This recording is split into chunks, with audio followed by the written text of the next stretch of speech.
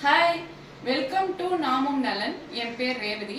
இப்போ மிளகு தக்காளி கீரை குழம்பு அல்ல கூட்டுன்னு சொல்லலாம். இதை எப்படி செய்யறதுன்னு பார்க்கலாம். மிளகு தக்காளி கீரை கட்டு ஒன்று, அதை நான் அலசிட்டு நறுக்கி வச்சிருக்கேன்.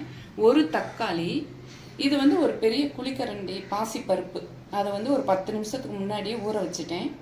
15 சின்ன வெங்காயம், 10 பூண்டு, 1 ஸ்பூன் ஜீரகம். வாங்க நம்ம எப்படி செய்யறதுன்னு பார்க்கலாம்.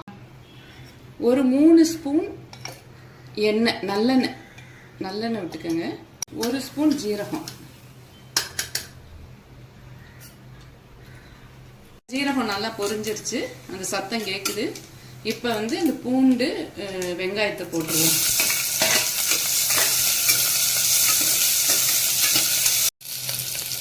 இப்போ பாருங்க, நல்லா ப்ரௌன் ஆயிடுச்சு. வெங்காயம் பூண்டும் நல்லா ப்ரௌன் ஆயிடுச்சு. அதுக்கப்புறம் இப்போ தக்காளி போடலாம்.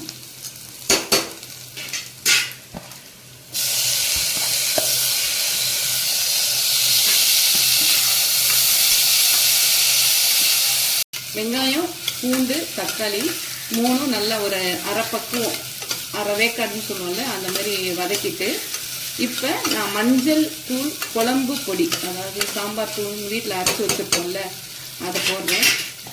மஞ்சள் பொடி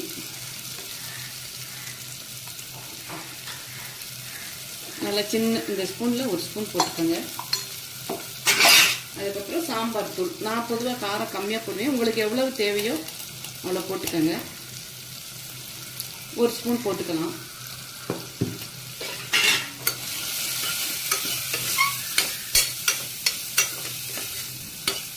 ஜீரகம் போட்டு காமிச்சனால வாசனை பயங்கரமா இருக்கு, நல்ல வாசனையா இருக்கு. மூந்தாள் பாசிப்பருப்பு போட போறேன். ஒரு குழிக்கரண்டி ஊறினோடனே இவ்வளவு வந்துருச்சு. இப்போ அதை போடுறேன்.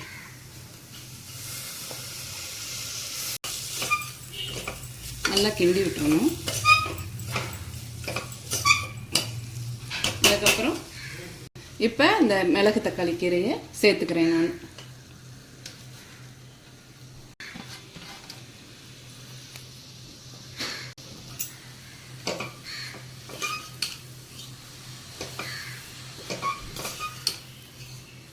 கீரை போட்டதுக்கப்புறம் ஒரு 2 நிமிஷம் இதை அப்படியே கிண்டிக்கிட்டே இருங்க. கொஞ்சம் நல்லா வதங்கிரும். கீரை எல்லாமே ஒன்றா சேர்ந்துக்கிறோம். பார்க்குறதுக்கே எவ்வளோ கலர்ஃபுல்லாக இருக்குது பாருங்கள். 1 டம்ளர் தண்ணி, பெரிய டம்ளர் எடுத்திருக்கேன். 1 டம்ளர் தண்ணி இதில் ஊற்றணும்.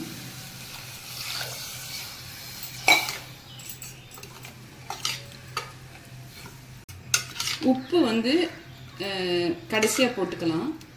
கீரை ஒரு சவுண்டு விட்டுருவோம். ஒரு சவுண்டு விட்டதுக்கப்புறம் ஆஃப் பண்ணிவிட்டு உப்பு போட்டுக்கலாம். இப்போ நான் குக்கரை மூடி வச்சிடுறேன். இப்போ குக்கரை மூடி வச்சிடுறேன். இப்போ திறக்கிறேன். 2 விசில் விட்டுருக்கேன். எப்படி வந்திருக்குன்னு பார்ப்போம். கலக்கி விடுறேன். இப்போ நம்ம சால்ட்டை ஆட் பண்ணிக்கலாம். நான் அரை ஸ்பூன் போடுறேன். உங்களுக்கு தேவையான அளவு நீங்கள் போட்டுக்கோங்க. இந்த கீரை நீங்கள் பச்சையாக சாப்பிட்டு பார்த்தீங்கன்னா இது கசப்பாக இருக்கும். ஆனால் இந்த மாதிரி கூட்டு செஞ்சு சாப்பிட்றப்ப ரொம்ப டேஸ்டியாக இருக்கும். இது நம்ம வயிற்றுலையோ வயிற்றுலாம் புண்ணு இருந்தால் இந்த கீரையை நீங்கள் தொடர்ந்து எடுத்துக்கிட்டிங்கன்னா சீக்கிரமே க்யூர் ஆயிரும். இப்போ நல்லா மசிச்சு விட்டுட்டேன். இப்போ பாருங்கள் எவ்வளோ நல்லா வந்திருக்குன்னு. இது கீரை கூட்டு, இதை சாதத்தில் போட்டு சாப்பிடுங்க. கொஞ்சம் நெய் விட்டு கூட சாப்பிட்லாம். ரொம்ப சூப்பராக இருக்கும். சாப்பிட்டுட்டு எப்படி இருக்குன்னு கமெண்ட் செக்ஷனில் சொல்லுங்கள் நீங்கள்.